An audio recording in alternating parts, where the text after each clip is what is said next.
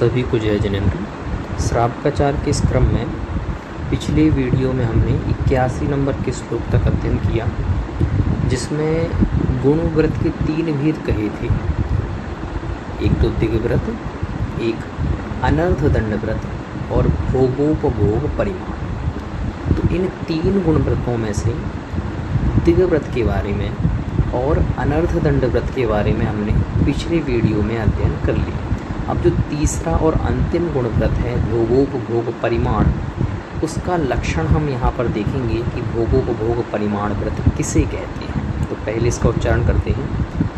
अक्षार्थानां परिसंख्यानं भोगोपभोग परिमाणम् अर्थवतामप्यवधौ रागरतीनां तनुकृतये। तो देखिए क्या कहते हैं, द्वितीय पंक्ति से अर्थ को लगाना तो और अच्छा अर्थ लगेगा अन्वय। जैसे कह रहे हैं राग रतीनाम तनुकृतये। क्या कहा? राग रतीनाम तनुकृतये, यानी राग के कारण जो रति होती है अथवा जो लालसा जो हमारी होती है वो राग के कारण होती है किसी विषय में। तो कह रहे हैं राग रतीनाम, यानी राग से जो रति होती है उसको तनुकृतये। तनु का मतलब होता है उसको कम करने के लिए। तनुकृतये यानी कम करने के लिए, अथवा जो हमारी रति है वो कम हो जाए, इसलिए क्या कह रहे हैं? अर्थवताम अपि।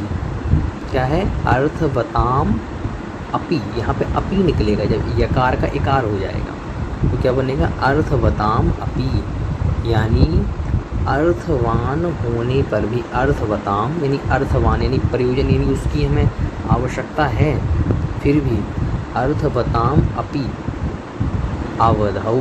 अवधौ मतलब होता है कि जो हमने पूर्व में अवधि बांधी है। जैसे 5 अणुव्रतों में जो 5वां अणुव्रत था उसका नाम क्या था? परिग्रह परिमाण अणुव्रत। तो है परिग्रह परिमाण व्रत की अवधि हमने बांध ली थी कि इतना ही परिग्रह रखेंगे। तो कह रहे हैं अवधौ, यानी उस अवधि में जितना आपने परिग्रह का परिमाण किया उसमें भी अर्थवताम जो प्रयोजन भूत है, फिर भी उसमें अपि यानी भी अर्थवताम जो प्रयोजन भूत है, अपि यानी भी है, अवधौ यानी जो आपने परिग्रह परिमाण लिया था उस परिग्रह का जो आपने परिमित किया था कि 10 कपड़े रखेंगे, उसमें जो प्रयोजन भूत है उसमें भी राग रति नाम, मेरी रति कम हो जाए। कहीं ऐसा नहीं मैंने 10 का नियम ले लिया तो 10 में मेरी रति बहुत बनी रहने, नहीं, उसमें भी रति कम हो जाए। तनु करता है वो रति कम करने के लिए अक्षर्थानाम। अक्ष अर्थानाम, अक्ष का मतलब होता है इंद्रियां और अर्थों का, अर्थ का मतलब होता है उसके विषय। तो कह रहे हैं अक्षर्थानाम यानी इंद्रियों के जो विषय हैं। परिसंख्यानम, परिसंख्यानम का मतलब होता है उसको परिमित करना ही क्या कहलाता है? भोगोपभोग परिमाणम, यानी भोग और उपभोग का परिमाण कहलाता है। तो तीसरा जो गुणव्रत कहा भोगोपभोग परिमाण, वह नाम से ही स्पष्ट है कि जो भोग और उपभोग की सामग्रियां हैं उनको परिमित कर लेना।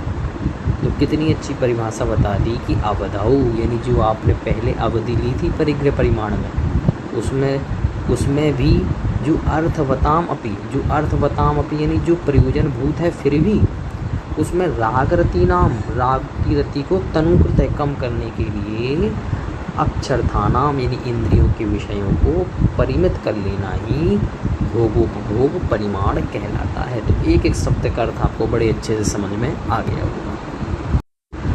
अब कह रहे हैं कि ये तो आपने कह दिया कि भोग और उपभोग का परिमाण करना, इसको क्या लक्षण होता है इस परिभाषा का, परंतु ये जो भोग और उपभोग है हमें तो यही नहीं पता कि भोग किसे कहते हैं, उपभोग किसे कहते हैं। तो उसे समझाने के लिए यह अगला श्लोक है। तो कह रहे हैं भुक्त्वा परिहातव्यो भोगो भुक्त्वा पुनश्च भोक्तव्यः उपभोगो सनवसन प्रभृति पंचेन्द्रियो विषयः। तो देखिए क्या कह रहे हैं, भोग किसे कहते हैं, उपभोग किसे कहते हैं, उसे बताने के लिए भुक्त्वा यानी भोग करके, परिहातव्यो जो क्या कर दिया गया है, छोड़ दिया गया, यानी एक बार भोग कर जो परिहातव्यो मतलब जो छोड़ दिया गया है। जैसे आपने भोजन किया तो एक बार ही आप उस भोजन को कर सकते हैं, फिर तो मल बन जाता है, तो उसे क्या कहा जाएगा, उसे भोग, हाँ उसे भोग कहा जाएगा। तो कह रहे हैं भुक्त्वा यानी एक बार भोग करके, जो परिहातव्य जो छोड़ दिया गया है उसे भोगो, उसे भोग कहा जाता है। तो समझ रहे हैं, भोग और उपभोग में अंतर बता रहे हैं। तो भोग उसे कहते हैं जो भुक्त्वा परिहातव्य, जो भोग करके एक बार छोड़ दिया जाए उसे कहते हैं भोग। जैसे भोजन, ये भोग की सामग्री है। फिर कह रहे हैं भुक्त्वा पुनश्च भोक्तव्या, भोग करके जो पुनः भोग आ जाए। क्या कह रहे हैं, भुक्त्वा यानी भोग करके, पुनः यानी दोबारा जो भोक्तव्य, जो दोबारा भोगने योग्य है, भोक्तव्य यानी भोगने योग्य है, उसे उपभोग, हाँ उसे उपभोग समझना चाहिए। यानी एक बार भोग कर जो छोड़ दिया जाए अथवा पुनः भोगने में वो वस्तु नहीं आ सकती, उसे भोग की सामग्री कहते हैं। और भुक्त्वा पुनश्च भोक्तव्या, जो भोग करके पुनः भोगा जाए उसे उपभोग, उसे उपभोग की सामग्री कहते हैं। अर्थात उपभोग की सामग्री मतलब उसे हम बार बार भोग रहे हैं, इसी के लिए कह रहे हैं। तो भोग और उपभोग में अंतर समझ में आपको आ गया होगा। जो एक बार भोगा जाए वो भोग, और जिसको बार बार भोग सकते हैं जिस सामग्री को, जैसे कपड़े, गाड़ी, इसे आप बार बार यूज ले सकते हैं, तो इसे कहते हैं उपभोग। ऐसे ही कह रहे हैं असन वसन प्रवृत्ति। असन का मतलब भोजन और वसन का मतलब कपड़े। तो असन वसन प्रवृत्ति यानी जो भोजन, वसन यानी कपड़े आदि है, प्रवृत्ति मतलब आदि, तो असन वसन आदि यानी ये जो भोजन और वसन यानी कपड़े आदि जो हैं, इन सभी को क्या, ये कैसे हैं, ये पंचेंद्रियो विषय, ये पंच इंद्रियों के विषय हैं। तो क्या कह रहे हैं कि असन और वसन हैं, भोजन और वस्त्र हैं, प्रवृत्ति यानी आदि, ये जो चीज़ें हैं ये पंचेंद्रियों विषय, पांच इंद्रियों के विषय हैं। इनको अगर एक बार भोगा जाए तो भोग की सामग्री कहलाएगी, और वो जो बार बार भोगने में आती है उसे उपभोग समझना चाहिए। तो इस प्रकार से भोग और भोग का बड़ा ही अच्छा लक्षण बता दिया। अब भोग और उपभोग को समझाते हुए ही आचार्य महाराज ये उपदेश देना चाहते हैं कि आप मकारों का भी त्याग कर दें, क्योंकि उनके त्याग से हानि होती है। क्योंकि ये भी तो भोग और उपभोग की ही सामग्री है, यानी ये भोग की ही तो सामग्री है। मधु हो गया, मांस हो गया, मद्य यानी शराब हो गई, ये सब क्या है, ये सभी हानि की ही तो वस्तु है, भोग की वस्तु है। तो इनके भी त्याग का आचार्य महाराज यहाँ पर उपदेश दे रहे हैं। त्रसहति परिहरणार्थम क्षौत्रम पिशितम प्रमाद परिहरतै मद्यम च वर्जनीयम जिन चरणों शरणमुपायात ही। देखिए क्या कहते हैं, त्रसहति यानी त्रस की हिंसा के, परिहरणार्थम, परिहरणार्थम मतलब इसका परिहार करने के लिए कह रहे हैं। त्रसहति यानी त्रसघात को, परिहरणार्थम यानी इसको दूर करने के लिए अथवा इससे बचने के लिए कि त्रस जीवों का घात ना हो। और क्या कह दिया, प्रमाद परिहृताय, और प्रमाद को परिहृत करने के लिए, यानी त्रसहति यानी त्रस के घात को दूर करने के लिए, और प्रमाद परिहृताय और प्रमाद को भी दूर करने के लिए।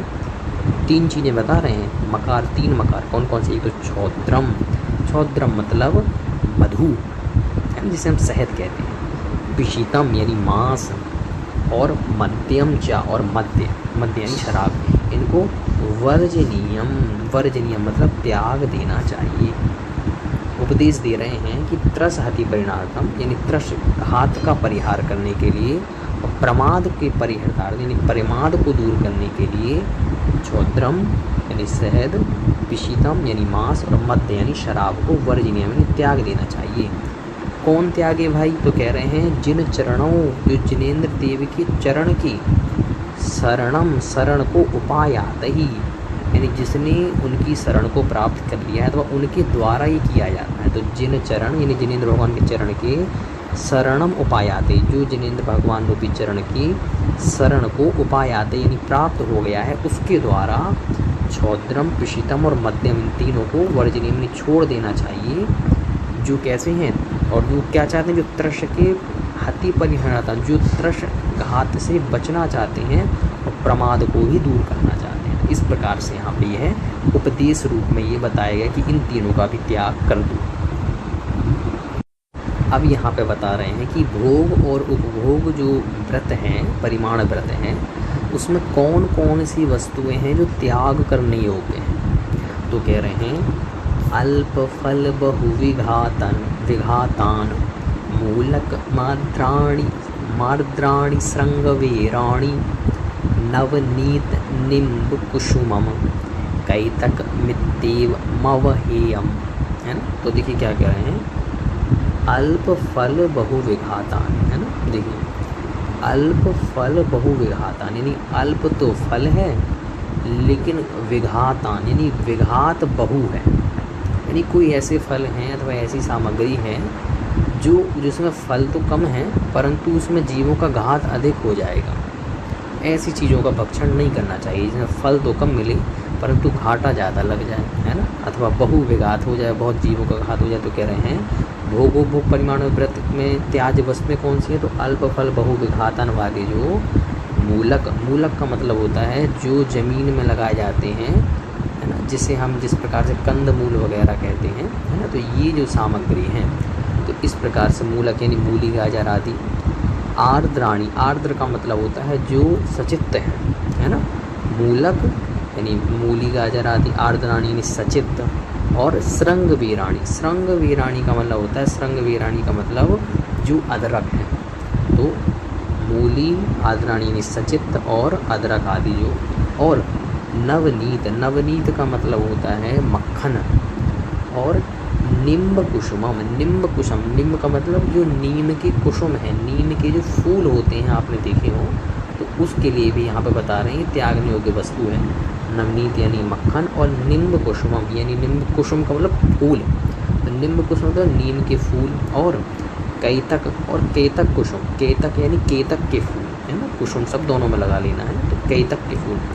इति मतलब ये जो हमने यहाँ पर सामग्री बताई, एव यानी निश्चय से ही, अवहेयम मतलब छोड़ देना चाहिए। तो यहाँ पे जिन वस्तुओं का नाम दिया जैसे मूलक, है ना, सचित्त वस्तु, अदरक, श्रृंग वीराणी अदरक, है ना, नवनीत यानी आपका मक्खन, है ना, निम्ब कुसुम यानी नीम के फूल, केतक के फूल, ये सब क्या है, अवहेयम यानी छोड़ देने चाहिए। ये भोग परिमाण व्रत में त्याज वस्तुओं का यहाँ पे नाम बता दिया, और कैसे जो अल्प फल बहु विघात है, और जो अल्प फल और बहुत विघात वाली है इनका। अब यहाँ पे अगले श्लोक में कह रहे हैं कि व्रत का क्या लक्षण है ना, व्रत किसे कहते हैं। जैसे कहा ना अणु व्रत, गुण व्रत, तो कह रहे हैं व्रत किसे कहा जाता है ये बताइए। तो इसके लिए आचार्य महाराज कहते हैं यद निष्टम तद व्रतयेत् यच्चानुप्सेव्यमे तदपि जह्यात् अभिसन्धिकृता विरतिर् विषयात्योग्याद् व्रतम भवति, है ना। तो देखिए क्या कहते हैं, यद अनिष्टम, है ना, यद अनिष्टम का मतलब होता है जो क्या है हमारे लिए अनिष्ट है। अनिष्ट मतलब अहितकारक है। जैसे मान लीजिए कुछ ऐसे पदार्थ होते हैं जिन्हें ऋतु विशेष में नहीं भक्षण करना चाहिए। जैसे सर्दी में क्या भक्षण करें वो अलग पदार्थ होते हैं, गर्मी में किस प्रकार के पदार्थ सेवन करें, है ना, वो अलग होते हैं। तो ऐसे जो अनिष्ट है मतलब जो जिस ऋतु में भक्षण करने योग्य हैं अथवा हमारे शरीर के अनुकूल हैं कि नहीं, तो कह रहे हैं यद अनिष्टम जो अनिष्ट हैं तद यानी उनको व्रतयेत का मतलब होता है उनको छोड़े।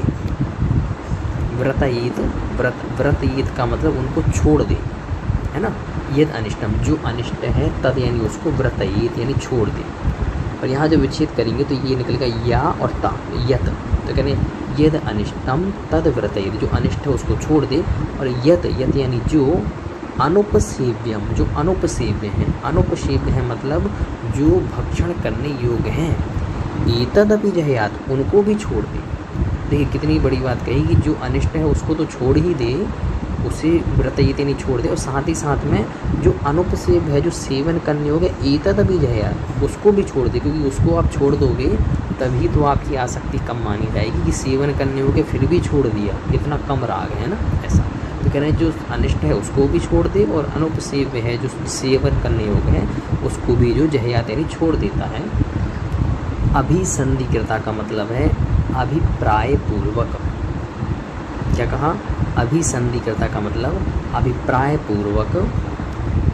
विरति का मतलब होता है जो क्या है इनसे विरक्त हो जाना, यानी अभिप्राय पूर्वक अभिसंधिकृता अभिप्राय पूर्वक, विरति यानी विरक्त हो जाना। कहाँ से, विषयात, यानी विषयों से, योग्यात, योग्यात यानी योग, योग्यात विषयात यानी योग्यात विषयात मतलब योग्य विषयों से, अभिप्राय अभिसन्निकृत यानी अभिप्राय पूर्वक, विरति यानी विरक्त हो जाना ही व्रतम भवति, व्रत कहलाता है। मतलब कहना क्या चाहते हैं, कहना ये चाहते हैं यद अनिष्टम तद व्रते, जो अनिष्ट है उसको छोड़ दे, और यद अनुपसेव्यम एतत् अभिजयत, जो अनुपसेव्य है उसको भी छोड़ दे। कैसा, अभिसन्धिकृत यानी अभिप्राय पूर्वक छोड़ दे उसे ही, किससे, विषय विषयात योग्यात यानी योग्य विषयों से जो विरक्त हो जाता है उसे ही व्रतम भवति, वही व्रत कहलाता है। तो इस प्रकार से यहाँ पर व्रत का लक्षण भी कह दिया।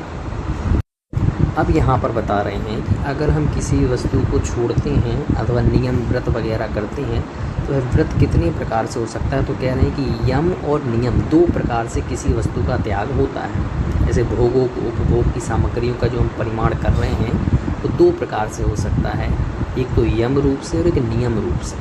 यम का मतलब होता है जो हम पूरे जीवन भर के लिए लें, और नियम का मतलब होता है कुछ समय के लिए लें। तो वही यहाँ पर बता रहे हैं यम और नियम की परिभाषा।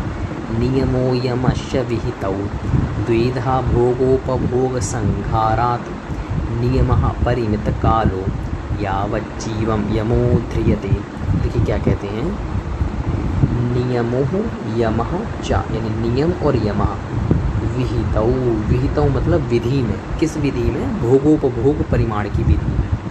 कह रहे यम और नियम, यमः नियमः, नियमः यमः यानी यम और नियम, विहितौ, विहितौ का मतलब होता है कि भोग और उपभोग की जो हमने परिभाषा बताई उस विधि में, द्विधा, द्विधा यानी दो प्रकार का, भोगोपभोग संघारात यानी भोग और उपभोग का, संघार का मतलब होता है उसका आश्रय लेके, है ना।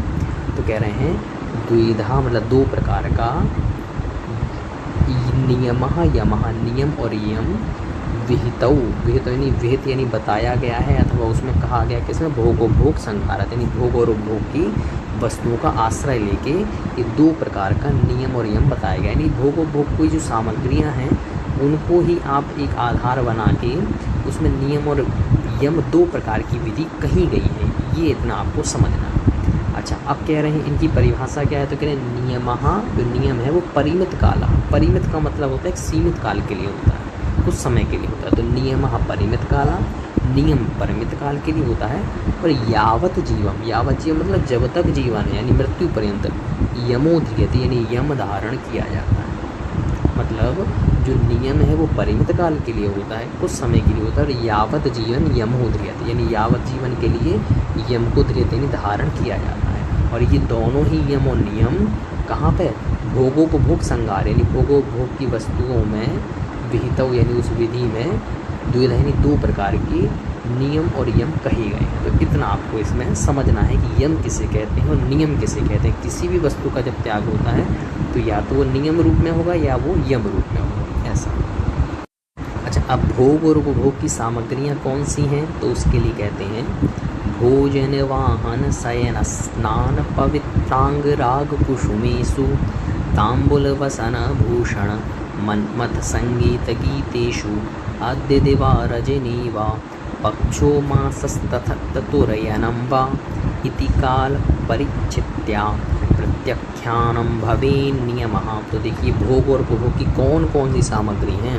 तो कहते हैं भोजन यानी भोजन, वाहन यानी जिसमें हम सवारी करते हैं, शयन यानी जिस बिस्तर पे हम सोते हैं, ये सब त्यागने के लिए बता रहे हैं किन किन वस्तुओं का त्याग करें। स्नान यानी नहाना, इसको भी त्याग दें कि भाई हम एक दिन जिस दिन नियम है नहीं नहाएंगे, ऐसा। पवित्र अंग राग, पवित्र अंग राग का मतलब है, पवित्र अंग राग मतलब जो अंग को पवित्र करते हैं तो अंग में लगाने वाले हैं, जैसे काजल है ना, तिलक, ये सब। तो पवित्र अंग राग कुसुमेषु, और कुसुम, कुसुम मतलब पुष्प, ये सब चीज़ें। तांबुल यानी पान, वसन यानी वस्त्र, भूषण यानी आभूषण, मनमत का मतलब होता है काम, काम मतलब जो भोग किया जाता है उस काम की बात कर रहे हैं, तो मनमत यानी काम भोग। और संगीत गीतेषु, और संगीत और गीत, ये जो जितनी यहाँ पे नाम दिए इन सब, ये सभी क्या है, ये भोग उपभोग की सामग्री है। तो इनका क्या कर देना, त्याग देना। अब कब तक के लिए त्याग दोगे भाई, क्या हमेशा के लिए त्याग दोगे ये जो वस्तुएं ऊपर गई। तो कह रहे नहीं, आप अपने अनुसार करें। जैसे अद्य, अद्य मतलब आज कुछ समय के लिए ले लें, है ना, जैसे 1 घड़ी 2 घड़ी, तो जितने समय आपको लगे तो अद्य आज कुछ समय के लिए कर दें। दिवा केवल दिन के लिए त्याग करने की, आज 1 दिन के लिए बस त्याग है। रजनी यानी आप केवल रात्रि मात्र के लिए त्याग कर दें, केवल रात्रि में इस चीज़ का त्याग है। पक्षः केवल किसी पक्ष विशेष को कर दे, जैसे 15 दिन का शुक्ल पक्ष होगा, 15 दिन का कृष्ण पक्ष, तो आप उसको पक्ष के हिसाब से भी त्याग कर सकते हैं। ये कृष्ण पक्ष में त्याग है अथवा शुक्ल पक्ष में त्याग है 15 दिन का। अथवा मास का मतलब आप उसको 1 महीने यानी 30 दिन के लिए भी त्याग कर सकते हैं। और यहाँ पे एक चीज़ और याद रखना, जैसे यहाँ लिखा ऋतु, जब आप इसका विच्छेद करोगे तो रकार जो ऊपर लगी है तो ऋतु निकलेगा। तो ऋतु मतलब कुछ ऋतु के लिए त्याग कर देना। ऋतु 2 महीने की एक ऋतु होती है, तो ऋतु मतलब 2 महीने के लिए त्याग कर देना। अयन जो होता है वो होता है 6 महीने का एक अयन होता है, तो अयनम्बा अयन के लिए त्याग कर दें, मतलब 6 महीने के लिए त्याग कर दें, है ना। इति इस प्रकार काल परिच्छेद या काल की जो मर्यादा करके प्रत्याख्यानम जो त्याग किया जाता है, प्रत्याख्यान जो त्याग किया जाता है उसे भवेत यानी होता है अथवा वह कहलाता है नियम, हाँ वही नियम कहलाता है। तो कह रहे हैं जो ऊपर हमने जो सामग्री बताई, इन सामग्री का या तो आप कुछ घड़ी के लिए त्याग कर दें, अथवा एक केवल दिन मात्र के लिए त्याग, अथवा रात के लिए त्याग कर दें। 15 दिन के लिए पक्ष यानी 15 दिन के लिए, मास यानी 30 दिन के लिए, है ना। ऋतु का मतलब उसको 2 महीने के लिए, अयन का मतलब 6 महीने के लिए। इस प्रकार की काल परिच्छेद या जो काल की मर्यादा करके त्याग किया जाता है उसे ही नियम समझना चाहिए। इस प्रकार से इसके पश्चात गुणव्रत अधिकार का यह अंतिम श्लोक है। इसके बाद में 91 नंबर श्लोक से शिक्षा व्रत प्रारंभ हो जाएंगे, जो 4 शिक्षा व्रत बताए। तो इस वीडियो में हम केवल और केवल गुण व्रत का ये अंतिम श्लोक पढ़ेंगे, शिक्षा व्रत के लिए अलग से वीडियो में हम देखेंगे। तो ये अंतिम श्लोक की भोग परिमाण जो व्रत है उसमें किस प्रकार के 5 अतिचार लगते हैं, तो उन 5 अतिचारों के ये है 90 नंबर के श्लोक में अतिचार बताए जाते हैं। तो देखिए पहले इसका उच्चारण करते हैं। विषतोनुपेक्षा स्मृति रतिलोल्य मतितृषानुभवौ भोगोपभोग परिमा व्यतिक्रमाः पंच कथ्यन्ते, यानी पंच कथ्यन्ते 5 कहे गए हैं। तो कौन कौन से, तो कहते हैं विषय विषयतः यानी विषय के विषयतः यानी विषय के जो विषय हैं यानी इंद्रियों के जो विषय हैं उनको अनुपेक्षा का मतलब होता है, उपेक्षा का मतलब होता है त्याग करना, और अनुपेक्षा का मतलब होता है उनको त्याग ना करना। ये पहला अतिचार कहा, क्या कहा, विषय विषयतो अनुपेक्षा यानी विषय यानी इंद्रियों के जो विषय हैं उनको अनुपेक्षा यानी नहीं त्यागना, यानी उनका विषय हमारे मन में चलते रहे। और दूसरा इसके अंदर कहा अनुस्मृति का मतलब होता है उस चीज़ के बारे में जो आपने भोगा था उसके बारे में बार बार सोचना। ये दूसरा अतिचार कहा अनुस्मृति। पहला तो क्या कहा, विषय वस्तु अनुपेक्षा यानी विषय के इंद्रियों के विषय उनको अनुपेक्षा यानी नहीं त्यागना, है ना, उनकी उपेक्षा नहीं करना। और अनुस्मृति का मतलब होता है उनका बार बार चिंतन करना जो भोग लिया गया। तो दूसरा अतिचार है, ये भी क्या है, आपके भोग में आप भोग नहीं रहे हो लेकिन जो भोगा है उसको चिंतन कर रहे हो, तो ये भी अतिचार कहा गया। इसके बाद में अति लौल्य का मतलब होता है बहुत ज़्यादा लोलुपता होना, यानी विषय आप भोजन तो आप भी कर रहे हो लेकिन भोजन का करते हुए भी अगर आपकी उसमें बहुत ज़्यादा लोलुपता है तो भी ये एक अतिचार कहा गया, यानी भोजन तो करें लेकिन उसमें लोलुपता अधिक ना हो। तो ये तीसरा अतिचार कहा गया है कि अति लोलुपता होना, तो ये भी त्यागना चाहिए, ये भी एक अतिचार है भोग परिमाण का। इसके अंदर का अति तृषानुभव, देखिए यहाँ पे द्विवचन का प्रयोग किया है, तो यहाँ पे 2 चीज़ें निकालना है। अति तृषा अनुभव यानी अति तृषा का मतलब होता है बहुत ज़्यादा तृष्णा होना, तो जो भविष्य के विषय हैं और जो आपके भूतकाल के जो विषय थे उनमें अति तृष्णा होना, ये तो एक चौथा अतिचार है। और वर्तमान में अगर आपकी ज़्यादा लोलुपता है उसको भोगने में आ सकती है तो उसे 5वां अतिचार का क्या कहा, विषय विषयतोनुपेक्षा यानी विषय के जो विषय हैं उनकी अनुपेक्षा नहीं हो, यानी अनुपेक्षा होना मतलब उनका त्याग नहीं होना। अनुस्मृति यानी उनका चिंतन करना। अति लोल्य मतलब बहुत ज़्यादा उसके बारे में लोलुपता होना। अति तृषानुभव से 2 लगाना है, यानी भूतकाल और भविष्य संबंधी जो है उसमें तृष्णा होना ये एक है, और वर्तमान में ज़्यादा आसक्ति होना पाँचवा अतिचार है। तो इसलिए से द्विवचन का प्रयोग किया गया भावऊ, है ना।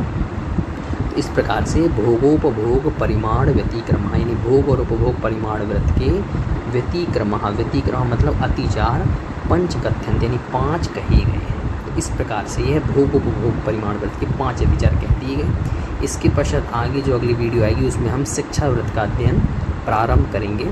आज के लिए इतना ही। सभी को जय जगन्नाथ।